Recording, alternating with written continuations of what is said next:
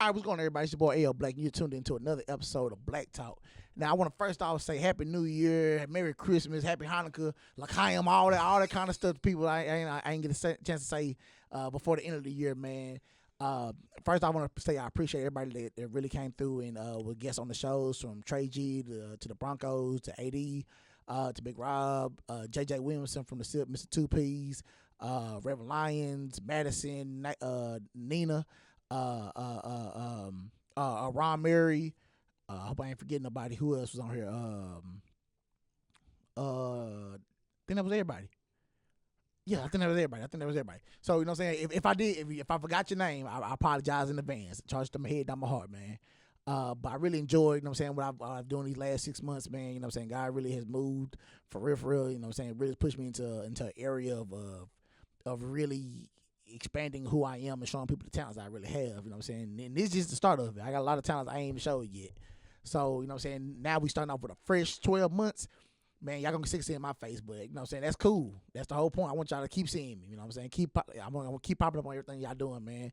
So what I need everybody to do is make sure y'all continue to support me, you know what I'm saying? Support everything I'm doing, support the Ayeyoblackk movement, you know what I'm saying? It's only getting bigger from here, man. So since it's New Year, it's the first episode of New Year, so I had to start the show off with a very interesting, very interesting individual. You know what I'm saying? Somebody I've known for a good 10 plus years. You know what I'm saying? My good friend, my line brother, my crab brother, one of my best friends that I have, man. I'm sitting here with nobody other than, man, Mr. DeMarcus Johnson, aka D2. Man, you know how you doing, man? Doing good. How you doing? I'm good, man. I appreciate you coming all the way down from Louisiana, man. Glad to be here, brother. Glad to be here. Now, he acting all professional, you know what I'm saying, right now, but I guarantee you, give him just about 2 or 3 minutes. This nigga ain't professional. This nigga everything but that. So, man, just in case you don't know how the show works, man, basically what the show is where, yeah. So basically what the show is, man, where I basically sit down with people from around the city of Dallas, Texas, and I ask them one simple question, which is, what does you do around the city? But now, since you're not from the city of Dallas, Texas, you know what I'm saying, this episode is entitled Worldfamed Meltdowns. Now, for people that don't know what a Worldfamed Meltdown is, you know what I'm saying, if you've been watching all the previous episodes, you hear me say every time I went to the greatest HBCU of all times, the Grambling State University, where I marched in the Worldfamed Tackle Marching Band, and that's where I met this man here. So, you know what I'm saying, what a Worldfamed Meltdown is, every 6 to 3 months, you know what I'm saying, about 3 to 6 months, let me say it like that, every 3 to 6 months, somebody goes on Facebook and they have this random emotional mental breakdown where they go through a whole bunch of emotions on Facebook where they trying to get out something that happened to them 10 plus years ago because they just can't simply let the band go. Now, we're going to get into some of those meltdowns later on the show, but that's what this episode is about, man. This episode is basically about us talking about Worldfamed Meltdowns and giving our experiences of how we felt about when we were in the band, you know what I'm saying, what happened when we were in the band, give y'all some stories. So, D2, you know what I'm saying, since you're not from the city, I'm not going to ask you what it is you do around the city. I'm just asking you, what do you do, man? What did you play in the band, and what year were you in the band? All right, so what I do now, I'm a federal correction officer. He's the fuzz. A knock. Yeah, he a knock. A knock, is what they say. I played tuba. Uh-huh. And what else? What year were you in the band? I was in the band from 2013 and graduated 2018. Yes, sir. All right, man. So we're gonna jump right into the show, man. Cause now I know how I remember meeting you, but I don't know what was your first encounter meeting me. I'm gonna you tell me yours first, and I'm gonna tell you how I remember meeting you. What that was crab camp, and everybody was linking up with everybody, and so I was actually hanging out with some of the upper classes because at that time, you know, I was smoking, so yeah, and I was like the only one that had like a lit bong, so yeah. you know. Kirk and D.A. Allen, it was like, oh, you got a bong? And they started smoking my bong and stuff like that, right? And next thing you know, I see y'all. So I pull up on y'all, and, you know, everybody talking about, they finna go back to the room, or we going here, or we going there. And I come up to y'all, and I was like, yeah, I finna go out the room. I'm gonna go play GTA or something. Yeah, that's exactly how I remember it happening. And the fact that the look that you gave me was like, who this nigga is? Bro, because you gotta think of it like this.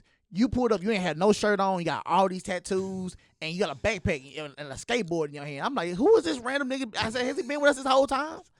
They're like, yeah, man, he play tuba. I said, I ain't seen this nigga. We been here almost 14 days. I ain't seen this nigga now one day since we been here, bro. I have no clue who this dude is, bro. He's like, yeah, man, I'm gonna go to GTA. I'm gonna go to the room, play GTA. Probably hit the ball a couple times. I said, man, this nigga been with us, bro. And Kevin was out there. Kevin, Salathian, Alex was out there. Yep, Janara, yeah. Shit Dog, and Birdsong. Birdsong, everybody's out there. Shit Dog and Birdsong was my neighbors. That's probably the worst neighbors ever. Bruh, that nigga, Shit Dog, it'll be 8 o'clock in the morning. Shit Dog got that doggone that subwoofer booming. I said, bro, there's no way this nigga has this sub booming at 8 o'clock in the morning, bro. It's just his crab name is like by far the funniest crab name you can ever give somebody. That nigga Sergeant Davis he said, man, I'm tired of shit, dog. He said, well, shit, dog. How tired are you? he got a nickname based on what was told to him, bro, and it's stuck. Shit, dog. Boy, they just like Rolly. Him. The fact that I didn't even see him when it happened. When he, I did. I didn't see that, bro. I did. Remember we had to run on the field all the time. Yeah. Man, that boy ran. He must have hit a rock the wrong way. Him and that trombone with the roll. Hey, look, you know, at that time, Rolly was thick. Yeah. So all you just see is this bubble going everywhere. Just boom, boom, boom, boom, boom, rolling everywhere. That rocks kicking up and everything. I didn't even see. All I heard was like, yeah, man, he started rolling, then he got back up. All you hear is he was rolling. I'm like, bro, I said, why did they call this nigga Rolling, bro? I thought they were trying to be funny, like tell fake jokes or something like that. But they were actually saying like, nah, he actually real deal rolled on the ground and got back up and got in line. But it was perfect. Yeah, because he really rolled. Yeah. If he would have cannonball, that would have been even better.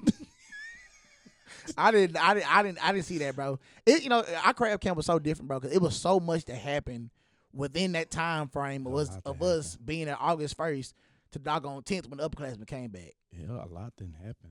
Because we got done on a Thursday, and the upperclassmen didn't come back until like it felt like almost 2 weeks. Felt like it, because we was there like a week before they was. Week and a half. Yeah, and like somehow I don't know why, like somehow reason like stuff felt so surreal. So when you been there with freshmen all week, and then this thing you start seeing the upperclassmen start coming in. Yeah, I was like, oh yeah, it's gonna get real now. And then we had that first full practice when you heard the sound. I was like, yeah. Yeah, we made it. I said I ain't never heard none of this loud before. Yeah, nah. That's my first time ever being inside something just that loud at one time. And you know what's terrible, bro? When you got all them uppercuts and they came back, like the directors, they used to imitate them. Like you like, hey, y'all better tighten up. We got some nice freshmen that came in this year. Y'all better tighten up, cause I ain't gonna lie, some of them uppercuts they was. Yeah, it was trash. Pooh. I ain't gonna say it was all of them. All of them wasn't trash. I ain't gonna say it was all of them. I ain't gonna say it was the particular class. I can only speak for the drum line. I can't speak for the horn players because I didn't play a horn. But them 2012 niggas on that drum line, I ain't gonna say all of them niggas was trash. But damn. Hey, a good number of them niggas you had the stigma of, most tuba players are fat. Right? And they didn't lie when they got the Grambling. It was not lie because I love you, Big Mike. I do. But when I seen him, I was like, yeah, there he is. That's a big one right there. That's a big one. Then I seen Swint, and I was like, okay, so now that didn't make that. First off, seeing Swint didn't even make sense. It didn't, cause like ain't no way in hell you see this 4'11" dude hold the tuba, man. And he loud with it too, and he bro. He was loud. I got two Swint stories real quick. First Swint story was me and Cam Daffin was walking from Maple Street. We had just left Wavy Davis house. I don't know what made us walk back there, but we was back there. So we was walking back down the street, headed to campus, and Swint pulls up in the car. Out of nowhere, bro. Was it that Mazda? Yeah. It was so crazy. That car, bro, it was nobody on that street the whole night we was walking, bro. Nobody. And then Swint, I didn't even see Swint see his headlights. I believe he cut them headlights off and then popped up. Like, hey, dog, and then right. Swint was a real gremlin, bro. It's like this was 2015 Bayou Classic. No, I'm sorry, 2016 Bayou Classic. And I don't know what we was playing, but I just so happened to look back behind Big Mike, and it's Swint with the overlay on. Yeah. He had a polo shirt on with the overlay on, and some jeans. And back there just, I'm like, bro, he really back there playing with the overlay on. Like, y'all can't see that he got a plaided polo shirt on with the overlay. Like, y'all can't see that. I don't even know how. I don't know how he even knew the song, unless it was an old song we were playing or something like that. It was something we played already. He already knew. So he already knew. He already knew it. He already knew it. Just like the one time, bro, we all got in trouble for that, and it was his fault. Cause like I don't know why, but he did not like Jewel. Don't know why, but he did not like Jewel. But this dude really say, "Hey, no dog. Hey, no dog. She not gonna be playing dog, and she don't even play. No, he don't know nobody. Cause no dog. This dude took a valve out of horn, bro. I still got that picture to this day with her fucking with a slide missing. Like he took the whole slide out. And he just mad talking about who took it. She's like, I don't know, dog. And we all looking around like we don't know what's going on. The whole time her slide is gone and it's in his pocket. So the whole time she's playing the whole classic just like this. Can't play nothing. Can't play nothing. That's crazy, bro. That niggas did really hate Jewel, bro. They did, but I don't know why. Well, most of the time she was really just skipping practice for no reason, so she don't know music. Yeah. For what I was hearing. Well, I can understand that then. Man, but you didn't have to take it that far to take the girl out. He waited to the biggest game performance of the year. Game of the year, and then he did it on the night of the Battle of the Bands, like literally, like she. I don't know. I think we was warming up, and she couldn't get no buzz out of her horn, so she looked down and seen her slide was going. And like, bro, most of us already knew who it was. Yeah, but we didn't say nothing, bro, because like that's one thing I get it too. Y'all niggas always had a very solidarity type of section, bro. It was one for all, and all for one. Yeah, I was solid behind that. No snitching. If it had been a drum line, them niggas, well. Yeah, cause two niggas would have told. I ain't gonna say who they was, but them niggas know who they are. Yeah, they know who they are. Them two niggas would have told. Them two niggas would have snitched hard in the mud, boy. Bing bong. Them two niggas would have ratted us out, bro. Definitely would have ratted. Like it from like what? I think my fact like all my years there, especially like between like 2013 and 2015 when like 220 was like really strong. Yeah. I mean, it ended up getting stronger throughout the years, but it's like between 13 and 15, and when Big Mike and PJ was there, like it was tubas against everybody. And then like if anybody in tuba section said something to somebody like outside the section, and somebody tried to turn around and say something, it was over with. PJ and Big Mike was shutting that down. Yeah. But it's like once they left, people started thinking the tuba section was soft. But you forgot we still had people like Paul and John and them, and you still had the great. Yeah. Ain't nobody mentioned the great. No, and you still had Game Time. Game Time was bipolar. Don't know what it was, but Game Time was very. Like me and Game Time got into it so many times, bro. Like I remember one time we got into it during sectionals. I don't know what it was. We had got into it. We got into it so bad. Game Time literally walked out of sectionals and raving like this. Hey, and we really got into it. And then look, like later on for that night practice, we was playing Can't Stand the Rain. I dropped a pedal. My phone buzzed. It's Game Time. That shit sounded good. Like this dude bipolar, man. Hey, speaking of the tuba sectionals, bro. I don't know if you remember this story, but Raven told me this story. I ain't gonna say who the person name who she was talking about because it's just too much. But you know who I'm talking about. And niggas that was in the tuba section at this time would know who I'm talking about. So she said y'all was in there going over some music. She said y'all was having a good, actual good productive sectionals. And so the piccolos was coming back in from sectionals. And they were putting their stands and stuff up. And so everybody walked through the door. Like, Tanisha walked through the door. Somebody was like, damn, baby. Shakala walked through the door. Damn, baby. Mahogany walked through the door. Damn, baby. The last person walked through the door. Damn, baby.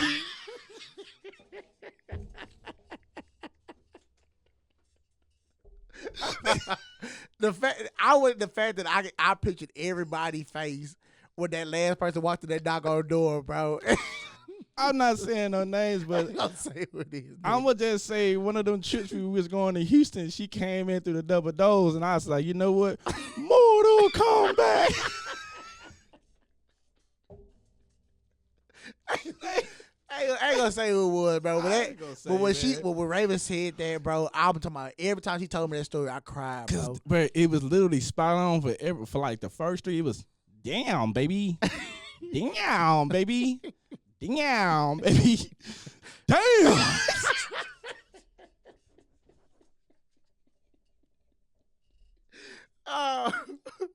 And then you know how the great is, like he never hold his horn right, so he just sitting there cocked in the chair like that, just like that. So he just standing, damn, baby, damn. Then you say, huh, damn. Jump back. He caught back up real quick, bro. Oh, bro, when that nigga said, when she told me that story, bro, I cried, bro. Man, bro. I'm talking about simply just fell out laughing, bro. Yeah, it is. Oh, man. All right, man. So, you know what I'm saying? We was in a band together. So, what was one of your favorite songs to be played when we was in the band? Now, we had a lot of hits for. Now, let me say it like this. Like by year, right? Or just period?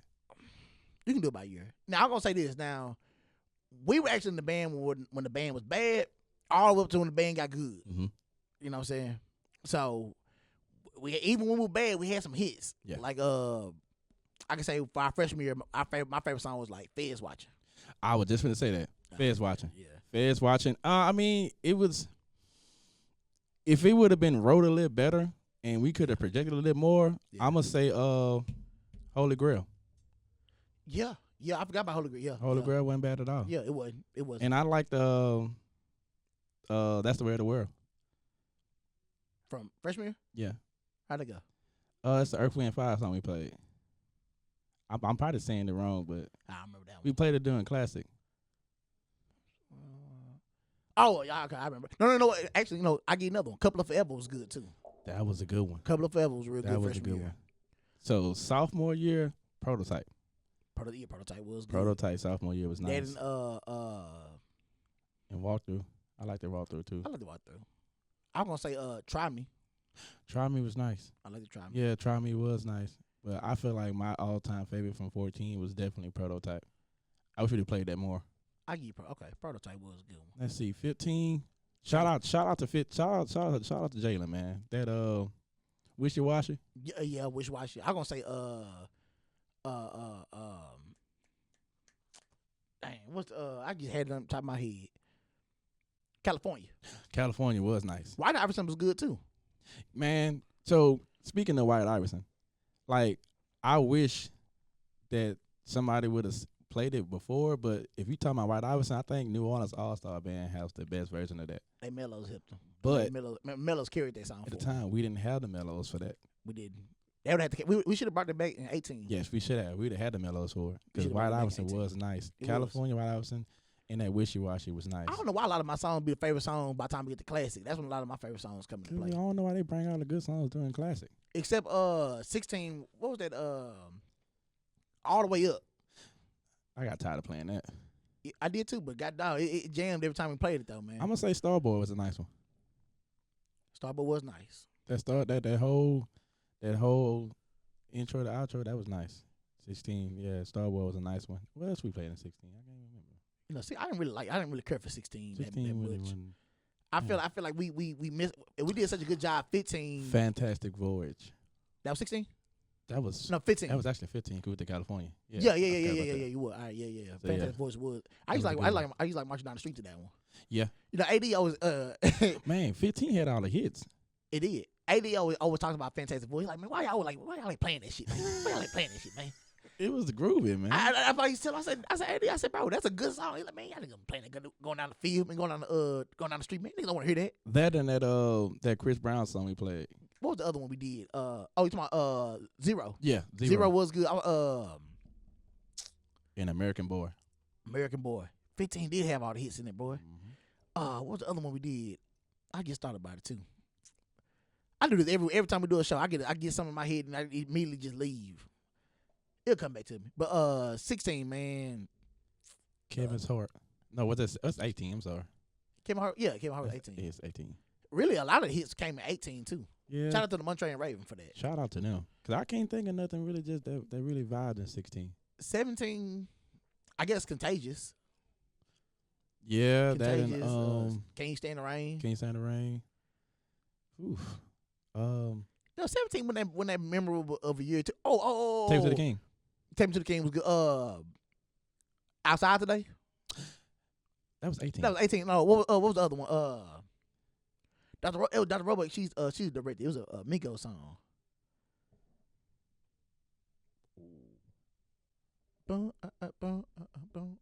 Oh, back to 16 real quick. What was the one Damon used to direct? That boom boom boom boom boom boom. That was boom boom boom. I can't remember this. I know you're talking about. Well, he he stayed on us about that two report. Then we had to end up breaking it down so everybody can get it. Like, just have split parts, and people just so sloppy tongued that we can never get it down. I forgot what the name of I the song can't think of the name It's a of the Migos song. song, too. It's a Migos song too, but that song was nice. Dog. I can't remember that. 17. Really, other than Contagious, I really don't remember nothing we really just played. They just stood out in 17. You know what stood out in 17? What? Them weak basses. Nah, 15 is when we got them drums, but 17 is when we had a full line of them damn tunnel drums. And it sounded so bad. I used to hate them drums. I tell them niggas every day, I don't want to hear that shit, man. Man, me and Andrew and them sitting inside the band room, we heard them when they finally got them on. We heard it like, oh, okay. Sounded like good back there. We get outside, all you hear was. I did not like them drums. To be honest with you, I didn't even like them drums for real. But I don't know why we had to use it, you know what I'm saying? But man, when it came down to 17, bro, 17 was a real defining year for the drum line, bro. 16 and 17 and 18 were real defining years, bro, because we had to break a lot of old traditions and we had to build up a lot of trust with T. Yeah. You know what I'm saying? I remember one time, me and Dottie was going back and forth about putting the black dots back on the drums. And Isaac was up there with us.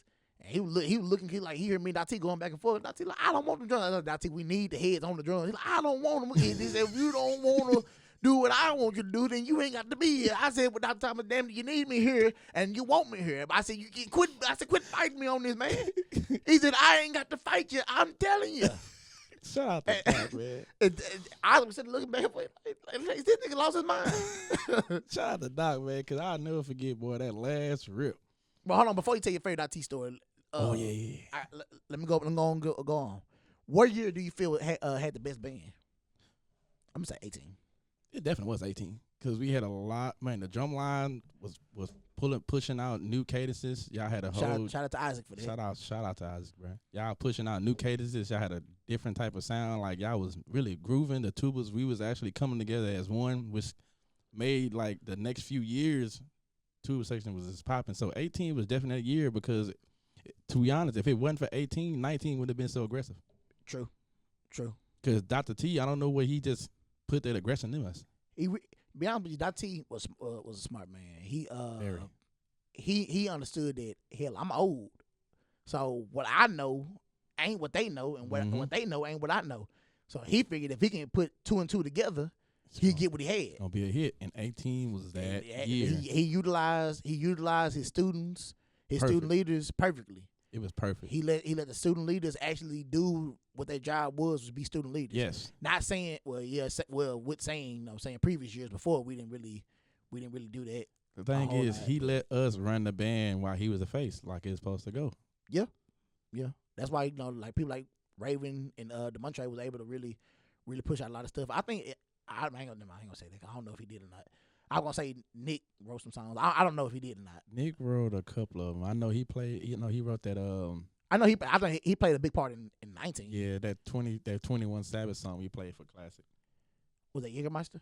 No, that was Don't give me the line. I don't know who write these songs. Something Money. I mean, not write these songs. Who sing these songs for real? It's that 1, 2, 3, 4, 5, 6, 7, 8 M's in my bank account. He wrote that. Oh, okay. Yeah. I was like, a lot of times I don't even know who these songs be by until they actually be like, all right, this is the song we playing. We step out to go make the parts. I ain't gonna lie to you. Not to sound like messed up, but every time I seen something that say MT Warren, I didn't want to play it no more. I got tired of seeing that. Jesus Christ. How we played. MT Warren. I'm like, Jesus Christ, get somebody else. Another good year was 15.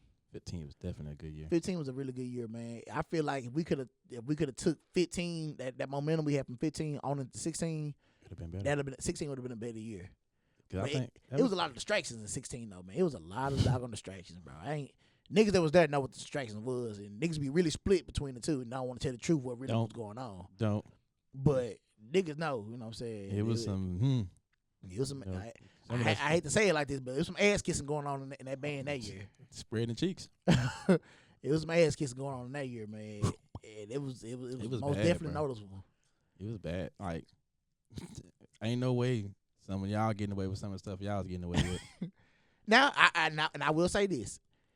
it was more of a structure that year too. It was structured. You like know what I'm hell. saying? It was like having Sims and Sergeant Davis back. Yeah. You know what I'm saying? It wasn't necessarily always fair. And Yeah, that's one thing I can say but about Sims and Davis. Mainly Sims. Them niggas, they were fair. it was fair. I would say that. At least they hear you out of what it is you're trying to tell them. And then run the hell out you. Yeah, it didn't run the hell. At least you get your point across. And then counsel you afterwards, like, yeah, you gotta do better. Like, man, I'm sitting here breathing through my, and you want to sit here and try to give me a talking? Nah, man, let me go rest. Let me tell you something. Speaking of Sims told me the most valuable information I've ever heard in my life, man. That man told me over 12 years ago, a lie ain't nothing for a nigga to tell. And I'll be doggone 10, 12 years later, he ain't lying. A lie ain't nothing for a nigga to tell, man. A nigga tell you a lie quick as they can breathe. That nigga lie to you. In a heartbeat. So you say 18 was the best band for you? 18 was the best band. I think, to me personally, 18 was the best band. Like, just music wise and how we was doing certain things. Like, and then like it was like the whole. Really, the band was on autopilot. 18, man. It was. The band really, it didn't matter what you did, what we did. Matter of fact, prime example. I don't think they got this battle up no more. But that battle between us and Texas Southern, where we played Part-Time Lover in the stands, but and we came back and finessed it and still yeah, played it. because the back of the band, the drum line didn't know what we was playing. Yeah, I didn't. So when we came, luckily nobody from like the low brass came in or the drums came in. So niggas like I don't know what like niggas really if it would have been like previous years niggas would have panicked and messed everything up. But we did. But the fact that everybody stayed cool and just like hey when the drum line come in do the drop to come in everybody's coming in strong. Yeah. The fact that it worked that way because I thought Dottie was going to cut the song off. He kept it going because he knew he was gonna catch it. But I don't know. I can't recall. I ain't gonna say he knew. I think he was hoping. I can't recall not one bad experience from 18. Like it's like everything was just smooth. Yeah. Like real smooth. Yeah, 18. yeah. From like all the performances, even the practices like real smooth. Yeah. Like I can't recall like not one bad moment in 18 besides the fact that we went and ate a buffet before practice. I don't know what possessed us to do that, bro. Man, mama and Chacha came down there and they she was Chacha was moving in. Yeah, she was moving in. Yeah. So man, we sit there like, well, this is this little seafood buffet on Farmerville, on the Farmerville exit we can go to. Landers Market. Yeah, man, we went up there and we ate down. And I'm thinking we going light until, you know what I'm saying, you really get in there and the food get to hitting, you know what I'm saying? Boy, we went back to doggone practice and I was like, nah, we did too much, man. And that nigga Mike would not let me sit down, bro. I was like, Mike, please just let me get off my feet for 5 minutes, bro. He's like, man, he's a black. Go back on the field, man. Cause they were going over dance steps, bro. I'm like, bro, I learned the dance steps. That's easy work for me. At this point in time, I'm gonna make up the drumline dance steps anyway, so it don't really even matter to me. So we sit there and go and we go back up there and learn the dance steps. And so I look back, I said, oh, Mike ain't back here. I start tiptoeing. I look up, that nigga Mike look at me dead in my face. He said, go back over there, boy. God dog, Mike, man. I couldn't go in front because then Dottie and Damon gonna see me. I'm like, man, come on, bro. I just need 5 minutes to sit down, bro. I couldn't fight that.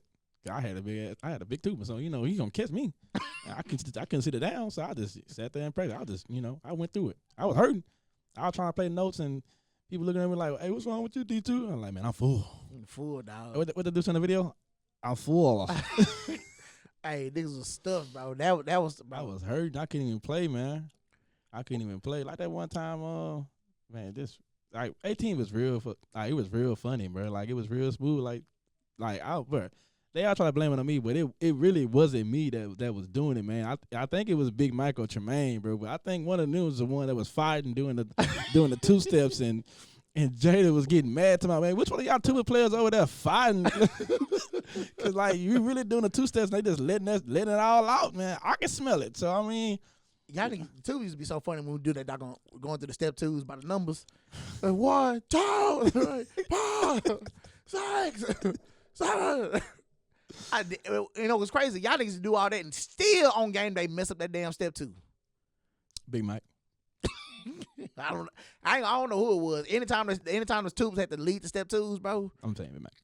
Them niggas, bro. Y'all, it'll be all of y'all. It wouldn't just be him. I think I messed it up one time. I know I did that the time we was in Pine Bluff. I'm not gonna say said person name, but shout out to them. But they the reason why I messed one up. They did I'm not even gonna say Porky because Porky should do it, but they did to the real out of this world, and it threw me off. I say, I was like, man, come on, man. Nah, when we was in Pine Bluff, and I messed up the step 2. It You weren't the only one that did it. was Micah. You remember her? She played Piccolo. Yeah. So this is her actual first show.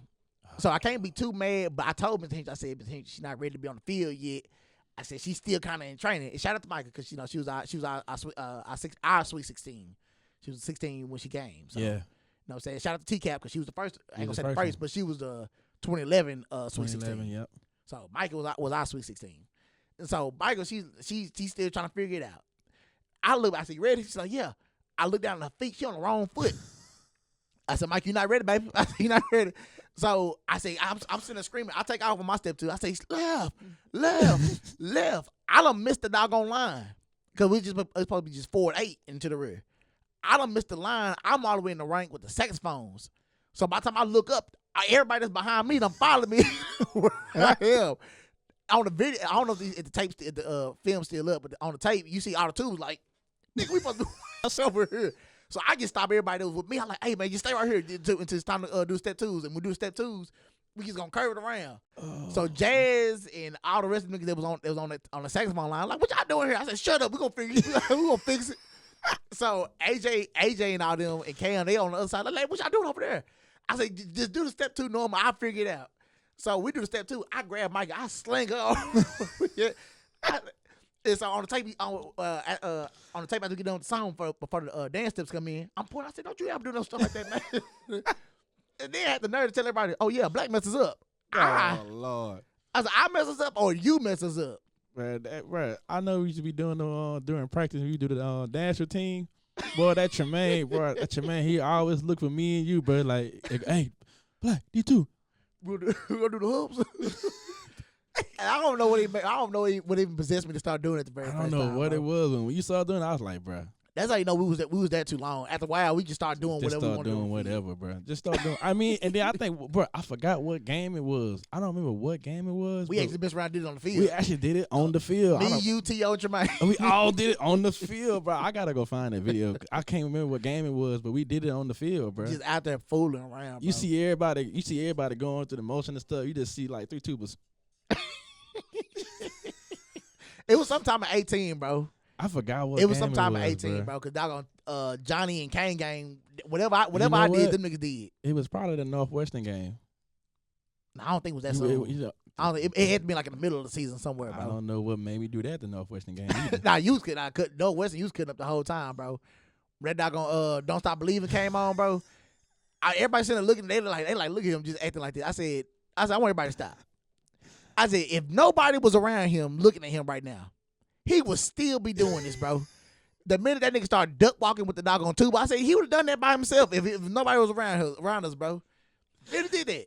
Literally, all I heard is ding, ding, ding, and everybody, they still warming up. Yeah, the band is warming up. The band is still warming up. I done took my mouthpiece out of my mouth, and I'm just, that's a small town girl, looking around, and got people over here laughing, looking at me and saying, I'm just, all you see is tubas shining and moving around. Everybody's still warming up. This thing you know, Tremaine turn around. And I'm still going. And like people still warming up. I'm just duck walking all around. And they still warming up. And next thing you know, Dr. T looked back and said, and I didn't care. That was my last year. That's the crazy part about it. I'm sitting there telling people, y'all sitting there looking at him do this and don't know he's actually doing this whether y'all going to watch him do it or not. I didn't care. All right, man. So we was under the direction of 2 different band directors. Mm-hmm. We was under the direction first of Dr. Larry J. Pennell. Yep. Then Dr. Edwin Thomas became the interim band director our last year. Yep. So what was your favorite Dr. Pennell story, and then what was your favorite Dr. T story? Well, Pennell, let's see. I'll never forget that time. Matter of fact, we was going to go play Texas Southern. That's when Damon was there, and they was real strict on the hair. Oh, yeah. And it was making everybody cut their hair. And Dr. Pennell came busting the band room. Where that Southern you boy at? Wait, yeah.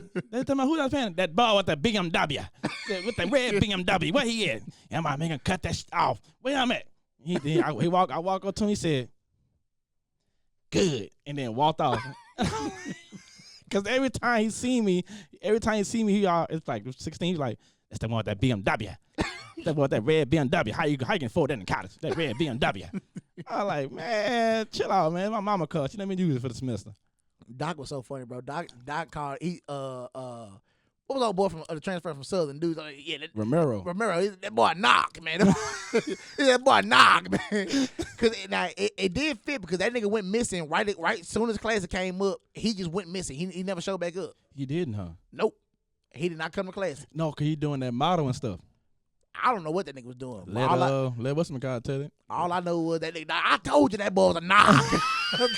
I told you he was a knock.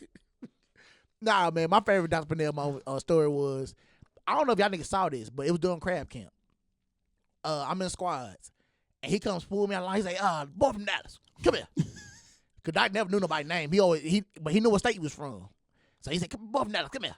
We go over there, and it's Dr. Purnell, Mr. Spencer, Mr. Hendricks, Roy, Dr. Thomas, Mr. Sims, and Sergeant Davis. They all sitting, we all in front of the stadium. And so I see Laisi. Now, for the people that was in the band with us, they know who Laisi is. But for those y'all who don't know who Laisi, that's our crab brother and our lion brother too. Yes. Laisi looked just like Akon.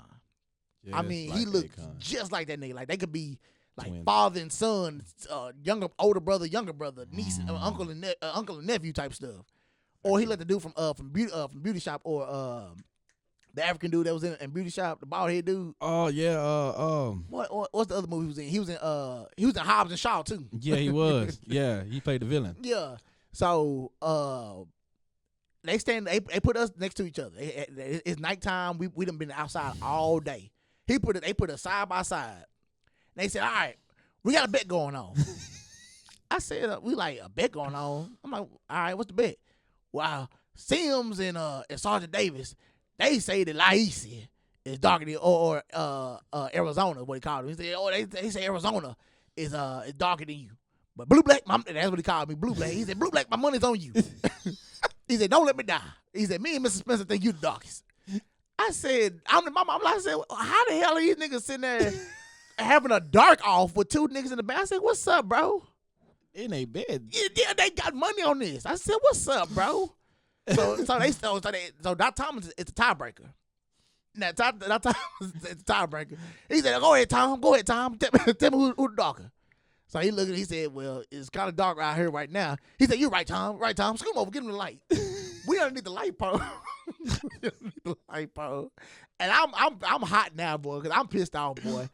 I said, Doc Thomas said, it's still too dark out here to tell. We don't have them outside in the sun all day. Hell, they look about the same to me. So Mr. Sims gonna jump in. He said, well, you're right. He right, Dr. Thomas. He right, Dr. Purnell. You know, we have had them outside, and this is the high side, you know what I'm saying? The sun beaming on them. He said, let's try again about October when it cool down a little bit. I said, are these niggas postponing the bet? What the hell? I said, bro, what is this? I'm pissed. But I said, ain't no way I came down to Graham and got to still deal with this bull. I said, ain't no way. So the niggas sitting back in the squad. I got to sit there, ask permission to get back in the squad. Got to fall in and call me to attention. I don't want to sound off now. I don't feel like march. I'm ready to go home. My feelings hurt. I'm feeling played. That's funny. Because both of y'all was the darkest people in the band. Y'all was the darkest people in the band. Here we go. Matter of fact, that nigga Dr. Purnell got in front of the band. It's a boy back there from Dallas. And they used to call me 1159 when I was in the band. But that boy back there is 1201 black.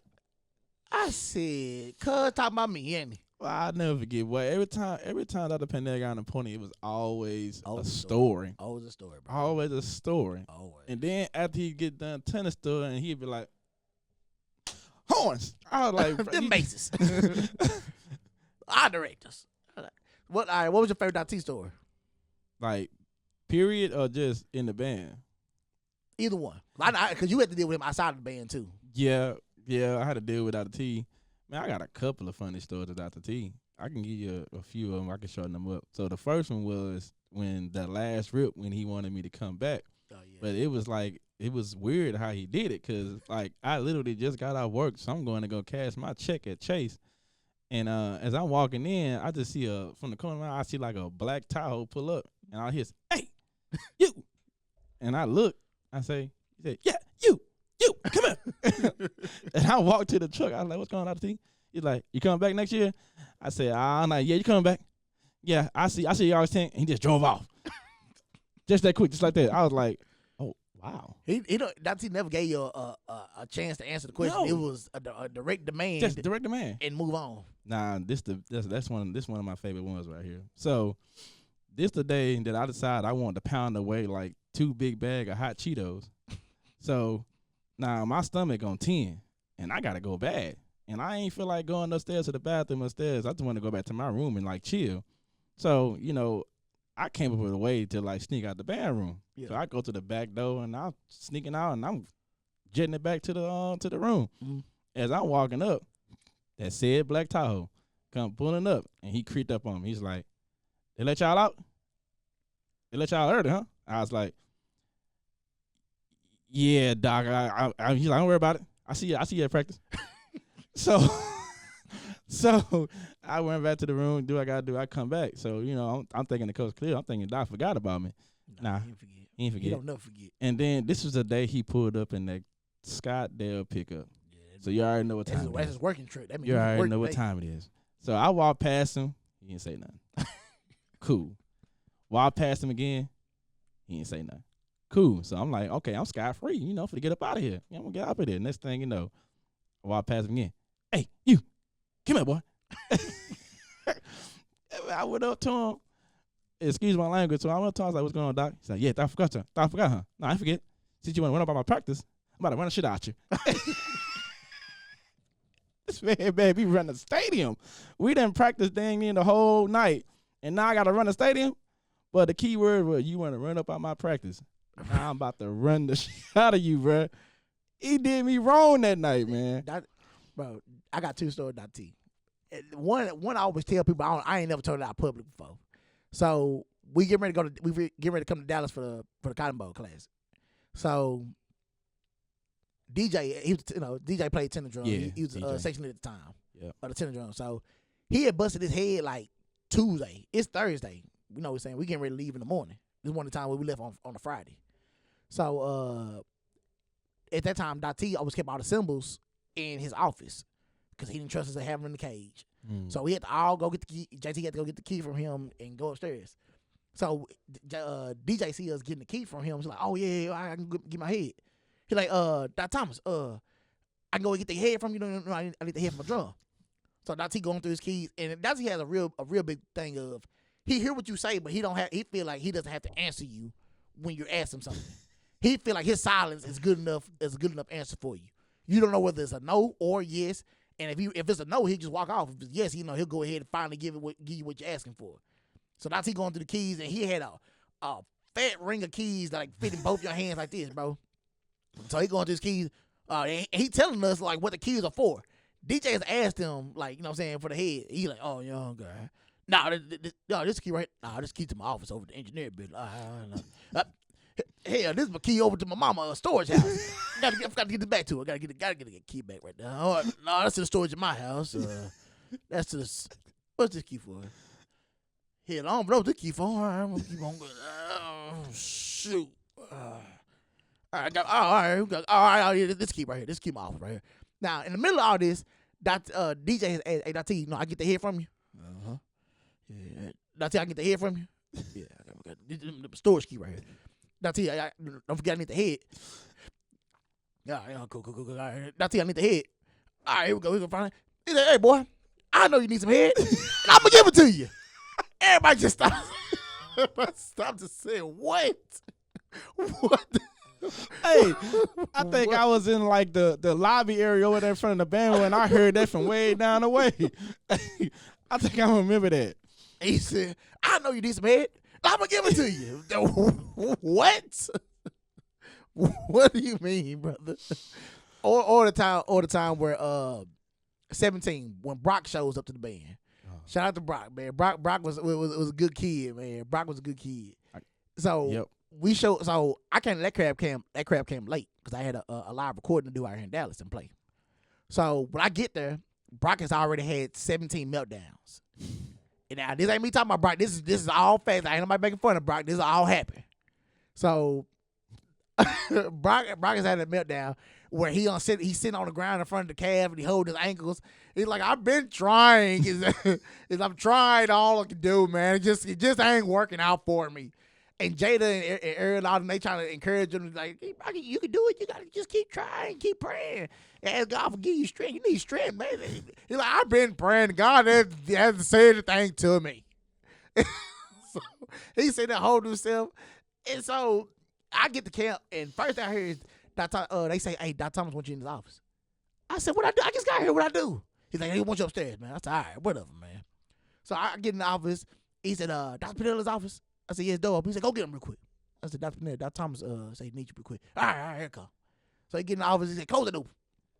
He said, you sit down. I said, I'm thinking like the drummer done really did some stuff, or like I'm really in some trouble for like, you know, how I do a bike class. If I jump on the stage, I'm talking crazy to people. You know what I'm saying? I'm thinking it's one of them situations. He said, look, the white boys on suicide watch. I said, what the hell? He said, the white boy on suicide watch, and it's your job to watch him. I said, why would you put this big responsibility on me like this, bro? That is such a high demand of a responsibility to give to me, bro. I'm 20 years old, bro. Why am I having to watch a suicide watch? I don't know what to do. and I don't think the boy's suicidal. He said, the boy look like he's going to take himself out. You come get me immediately. You come get me. He said, tell everybody to leave him alone. The white boy's off limits. I'll never forget that practice, bro. We was getting ready to get out, and like me and you just kept doing something stupid and like laughing and laughing and laughing, like it was making everybody mad. But you know we didn't care, so we just kept laughing and kept laughing, bro. I put my head in my book sack and I started laughing, and then all I heard was, "All right." And I instantly lost it because I already know who it was, man. I'm already in like this, and I heard that. All right. I lost it, bro. I lost it. I already knew who it was. Hey, man, that year they put me and you next to each other in the band room was probably the worst. The worst thing they could have ever done. Bro. Shout out to Raven because she made it. She's like, I had to. D2, all his friends were gone from the tuba section, so I had to put him by somebody. So I just put him back there with you. I said, bro, I don't need to think you back here with me, bro. The worst, bro. Then we start arguing, not gonna roll to jump in. Then we stop arguing with each other and flip on rolling. I told him, shut your thing. Shut your thing. I said, bro, you shut up. It ain't got nothing to do with you. Everything to do with me and him. Man, we sitting there. I'm talking about we hard arguing. He gonna turn around and gonna say something. And then we look at each other like, and then turned on him and started letting him have it. Like, hey, you mind your business. We got this going on back here. We know what we doing.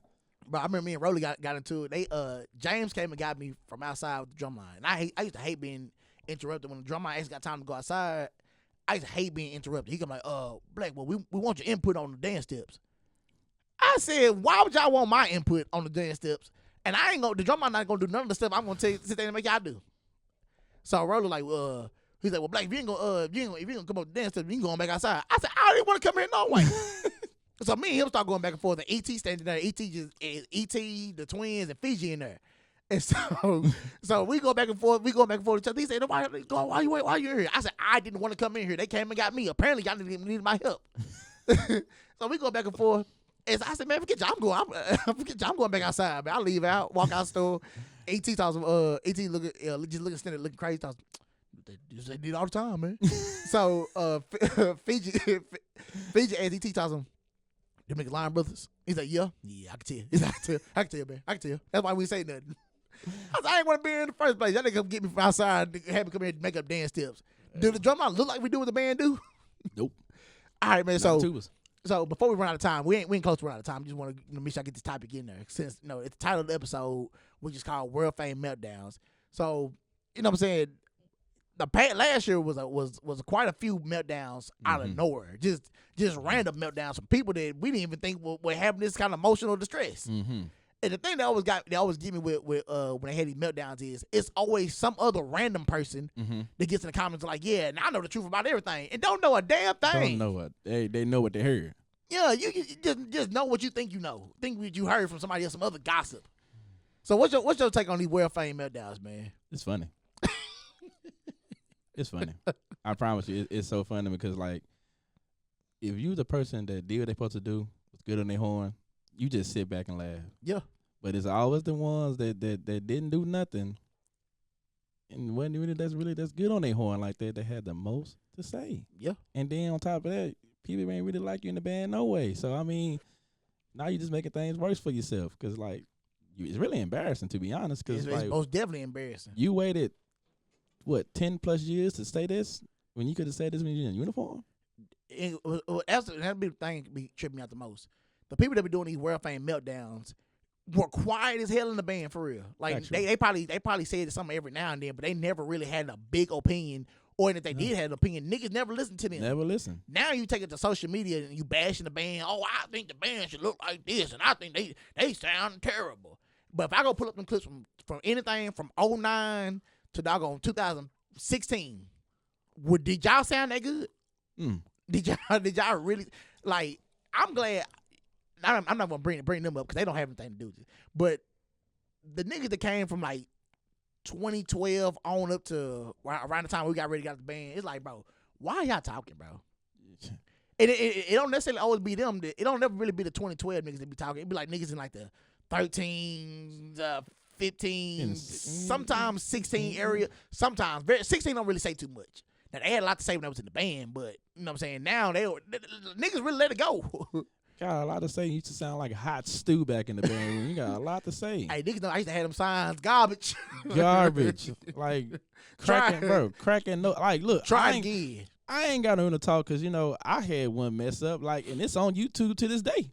I'm not gonna say the video so you can go find it and laugh at it, but it's on YouTube to this day. Let's just say I tried to be Brooks and play to the sky. And I missed that note. Yours not as worse as Big Daryl's when we was at the Celebration Bowl. No, not Celebration Bowl, the Sway Championship. When y'all did that pony that pony who somebody told me that was Rolly. Rolly told me when that part came up, they say Big Daryl was suiting and booting and getting ready and licking his. No, that was you that told me. I wrote that was you. That told me Daryl was suiting and booting and getting ready doing it like that. Hey, he was licking his lips in there. He pushing out spit from every valve he got open. Nigga got the valve going like that. And me and Charles sitting there me and Charles and Sierra and Fred, we all sitting there like, yeah, man, Big Daryl to hit that mud.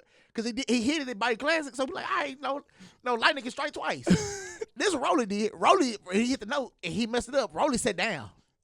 Rolly sat down. And Charles looked at me. Then he looked at Daryl. He said, man, you need all that.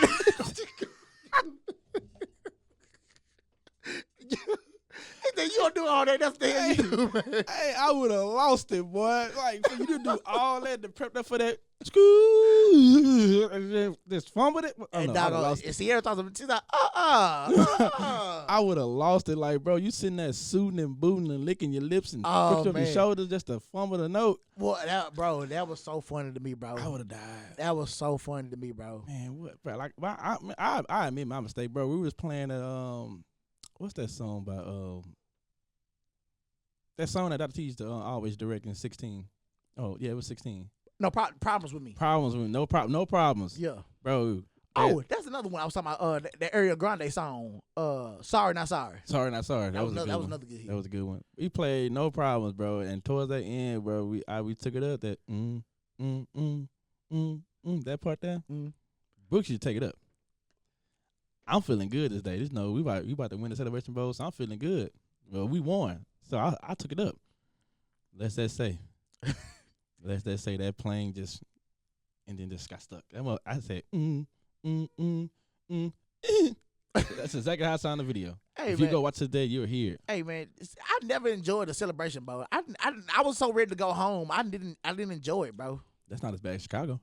I was just gonna ask. So what was your best and worst trip in the band? I feel like I would say we probably gonna share the same worst story, but what's your best story? The best trip. The best trip was definitely to me personally, I think it was California. Okay. I want to say California, man. It was just the environment. Like, it's my first time going to California, so yeah, it was definitely an environment, bro.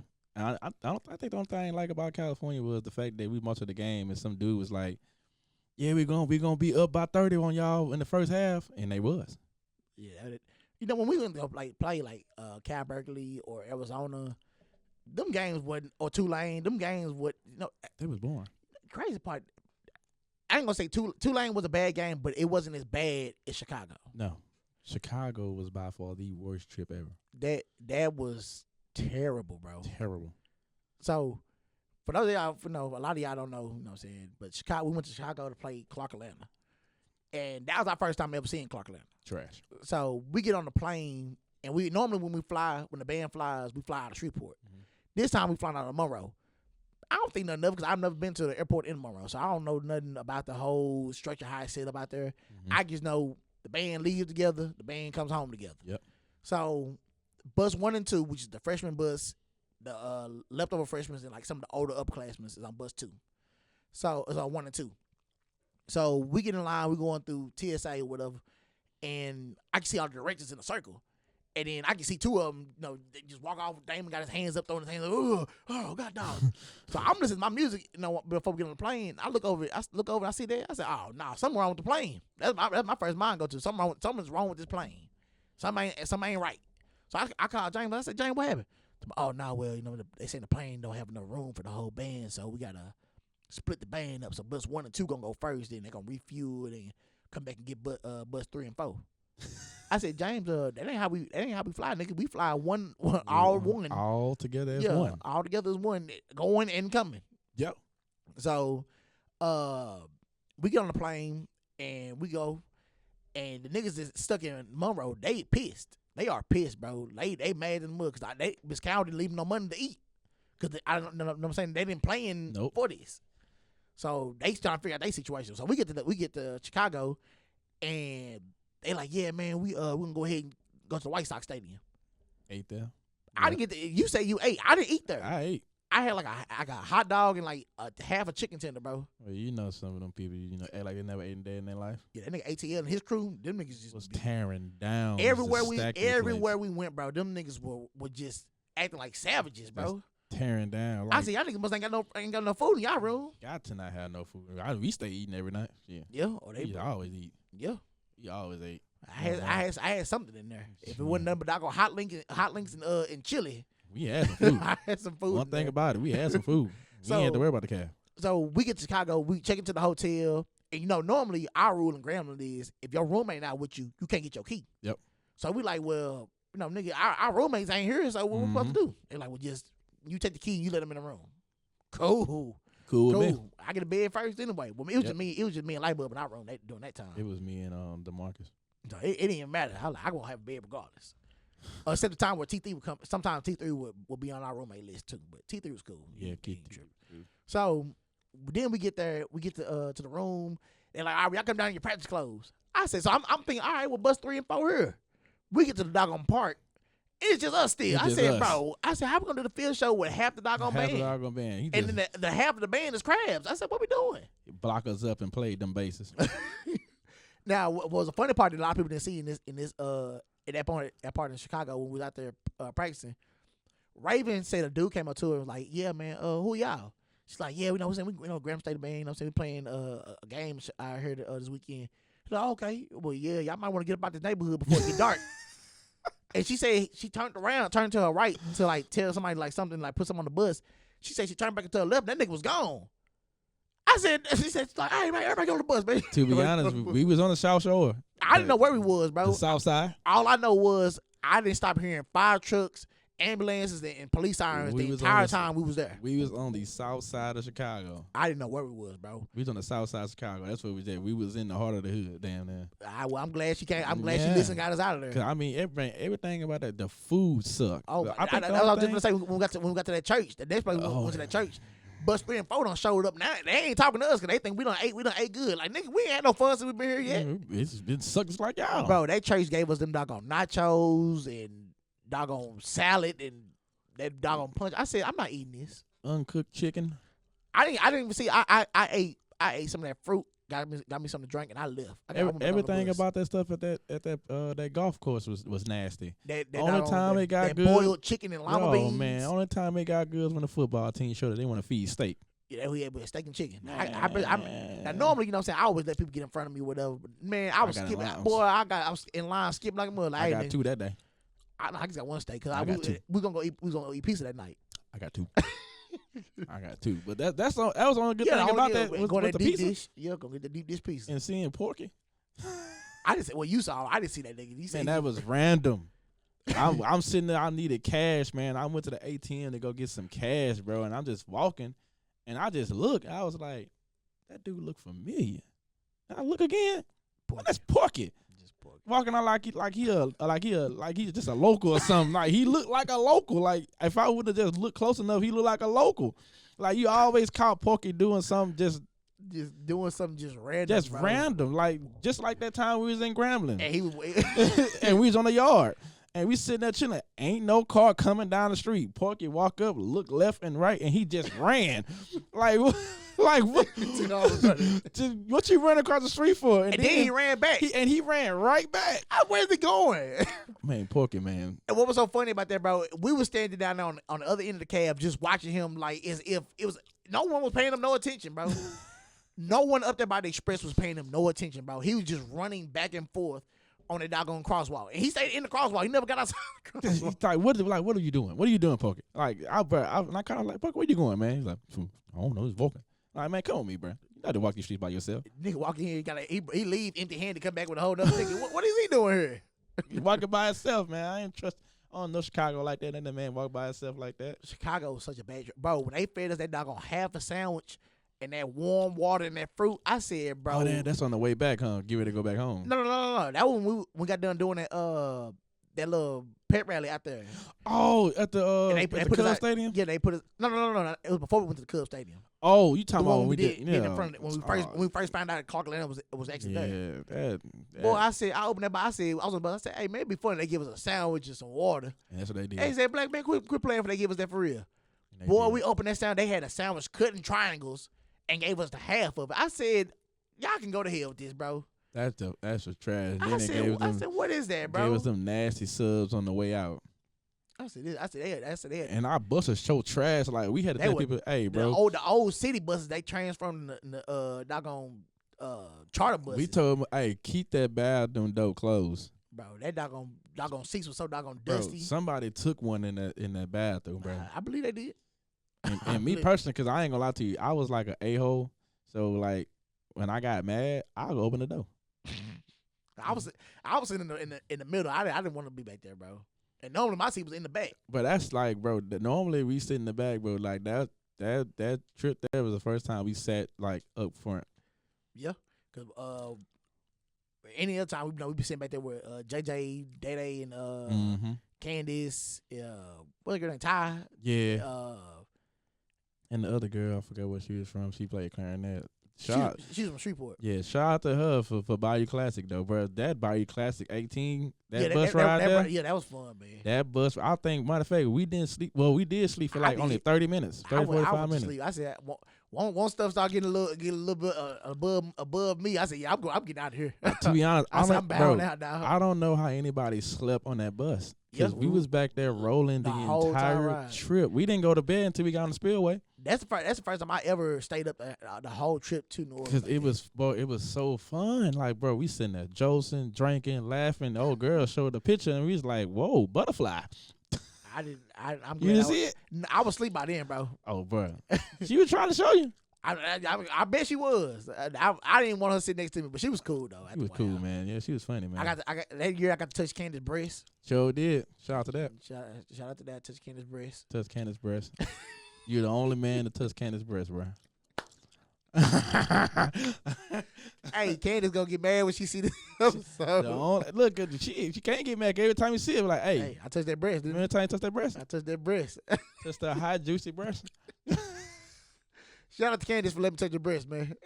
She gonna be mad. She gonna be so mad. She gonna be so mad when she see it. She did not touch me. Because I'm not gonna explain nothing. I'm gonna let everybody mind wonder on that one. Yep, we just had a hot game. He touched a hot breast. Yeah. I'm not giving no context behind none of that. All right, man. So before we gotta go, man, just real quick. So, what do you think is really missing from the band today, man? Discipline. Yeah. Discipline. I think that and effort, bro. Definitely effort, though. But like before you can give effort, you gotta have discipline. Yeah. Because you got to be structured, bro. Yeah. Like, band is very structured. Like, if you don't have that discipline, then, you know, once you lose discipline, bro, you're going to end up, like, don't get me wrong.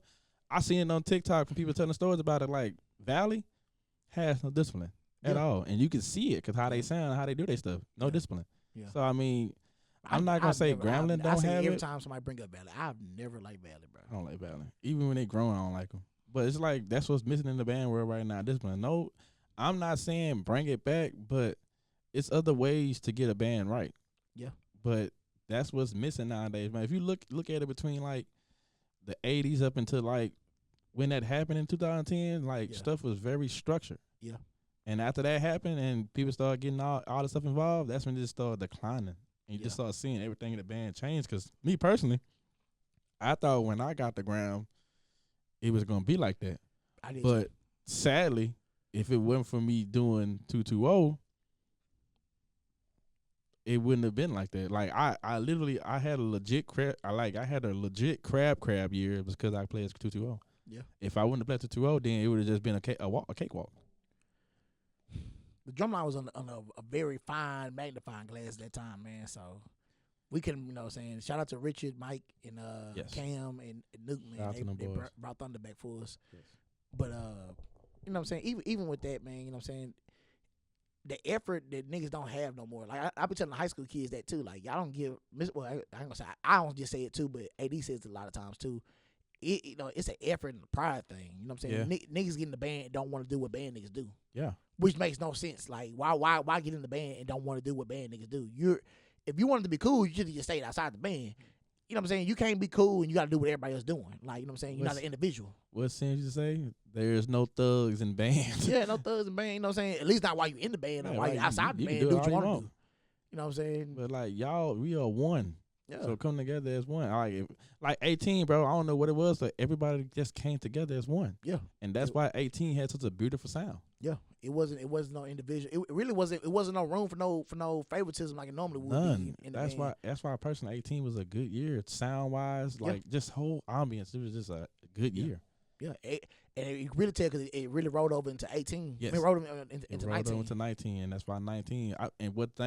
The downfall for Grambling was COVID. Yeah. If COVID wouldn't have happened, Grambling would have kept that momentum. Yeah. And it just killed it. COVID killed it for Grambling. Yeah. But now they slowly getting it back. Yeah. Shout out to the Tools, man, because them boys been eating the last few years. I don't like the drum line right now, man. I don't like the fact that it's 85 of them niggas back there. I don't like that. Man. I don't think we should have a 95-piece drum line. Put them on the horn, man. Yeah, Then you got niggas sitting down. I don't like that, bro. And I'm the king of sitting nigga down. Shout out to Christoph, man. Shout out to Christoph, man. But when it's 20, you got 24 snares and then 15 of them niggas sitting down, bro. I don't rock with that, bro. I don't rock. Now unless it's not enough drums, but the fact that it is enough drums, bro, I don't rock with that, bro. Oh man, I don't rock with that at all. That's why I say shout out to Mr. Christoph, man. Well, Dr. Christoph now. Shout out to him because, in the springtime you can play a drum all day all you want. You could be a drummer all day, every day. You can be a drummer. But in the fall time, where I need you the most, I need you on the horn. Yeah. You can play your drum in the springtime, but you need to be versatile. You need to play drums and a horn. Hey man, I didn't believe you when you talk about the Christoph stories. So I met him at bike class at 18. When I watched it with my own two eyes, I said, "That nigga's not lying no more, bro." Man, Christoph was a menace, man. Like people genuinely like, man, Christoph. I watched this man. This was our state championship back in 12. I watched this man cuss us out for cussing. This man say, "Hey man, stop cussing in front of my motherfucking daughter." I'm like, how you gonna tell us not cussing? You cussing? And then he said, "You cuss again?" Stop. And you know what I'm saying? He went off.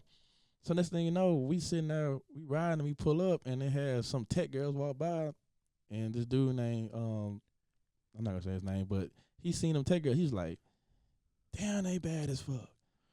Man, Christoph lost it. He said, "Everybody, get out the bus." Man, we got the bus. Man, this man has us doing push-ups in the grass. And he said, when y'all get up, don't wipe it off. So we marching inside the stadium with grass still on us. With grass still on us, marching out the stadium. And then I feel, there go Peabody, go tear him up. Peabody, we was playing say it all the year. Go tear him up, Peabody. Well, why y'all dirty? Yeah, Christoph ain't playing, man. That's why when you see him, you see that body classing, and that man say, "Marcus Johnson." I say, "Huh?" Hey, I said, there's no way this man just shook like that. Like he was back in the band in high school. He bro. was a menace, man. That was crazy. That boy told my brother. He told Chris, because Chris had a trumpet in the trombone section. He told Chris, "Hey man, I'm gonna take the trumpet. I'm gonna bite it, throw it, go pick it up, run, bite it again, throw it again, run, pick it up, and I'm gonna throw it again. Hey man, take it out of the trombone section right now." I say this dude is a menace, bro. Just crazy, bro. Just didn't even to the Marine Corps, so that's even worse. Yeah, okay, yeah. Crazy. Man, it was another. No, I did tell the story. I was gonna say another Sergeant Davis story, but it's alright. It's alright. Well, Good man. We just about out of time, man. So, if you want to, man, tell people where they can find you on social media. I know you're really big on social media. Like nah, that I don't really use social media. Only thing I do is look at TikTok all day. I don't even be posting on there, so I really don't be on social media. Like most of the people I know just already follow me on Instagram, which is dope_93, and my Facebook is just my name. All right, man. So, well, what you can do, make sure you follow me on all social media platforms. That's Ayeyoblackk on Instagram, the Black Talk Podcast on Instagram, Ayeyoblackk on TikTok, Brenton Tatum on Facebook. Make sure you follow the We All Rise Up pages, man. You know what I'm saying? I always put all the descriptions below. Make sure y'all stay tuned for at the very end of the episode and read the scriptures at the end. You know what I'm saying? Like I told y'all last year, you know what I'm saying? I'm not also here just to entertain y'all, you know what I'm saying, with the stories and the conversation. I'm also here to entertain, feed y'all spiritually as well. So, you know what I'm saying? Make sure y'all read those scriptures. Those scriptures are really big help to y'all. You know what I'm saying? Just get a little bit of Jesus in your life, man. Just a little bit of it. You know what I'm saying? Just get your little dab in it. You know what I'm saying? My granny used to say, "Little dab will do you." You need to bring back the videos, man. I be need some more laughs. Man, you know what I'm saying? When I posted that JJ the Deer video, somebody hit me with like, "Hey man, so you gonna get back on this?" I need some screen time too, man. I said, "Man, bro," I said, it's a lot I got planned out for the year, man. So I'm gonna fit it in there, bro. We gotta remake that one when you said, man, that's another one, man. So I'm gonna get back on the skits too, man. I'm gonna figure it out, man. Now I'm still going viral on TikTok with them YN videos, man. I know people in the comments like, "Quit calling niggas YNs." Well, what else you call them, man? My uncle used to call us young niggas too. Well, you know, with our age now, it's a new one now. You got the YNs, unks, and it's something before unks. I can't think of the name of it, but we not consider unks. We consider something else. Then it's unks. We nephews right now. Probably. I don't know what it is. I don't care. I'll be the old nigga. I don't care. Don't make me no difference. Yeah, man. So, y'all make sure y'all stay tuned to next week's episode, man. That's my boy D2, man. I'm my boy Ayeyoblackk. So, shout out to my man Al B over here at Vibe Studios, man. Vibe Lab, man. Shout out. But that's my dog, man. He gives me everything I need. Y'all make sure y'all go follow the Vibe Lab page on Instagram, Facebook, YouTube. You know what I'm saying? Everything that y'all need, he got over here, man, for a good price. He's affordable. And like I always say, he never tells me to say none of this stuff. This is me doing it out of the kindness of my heart because that's a good dude, man. So y'all make sure y'all come support him over here at Vibe Lab, man. All love. So until next week, man, I'll holler at y'all. One more shout out. What? Shout out to the Nukes, man. J5 coming up. Y'all heard what he said. I'm not a noob. Shout out to the Nukes, man. J5 coming up. All right, man. See y'all next week on the next week episode, man.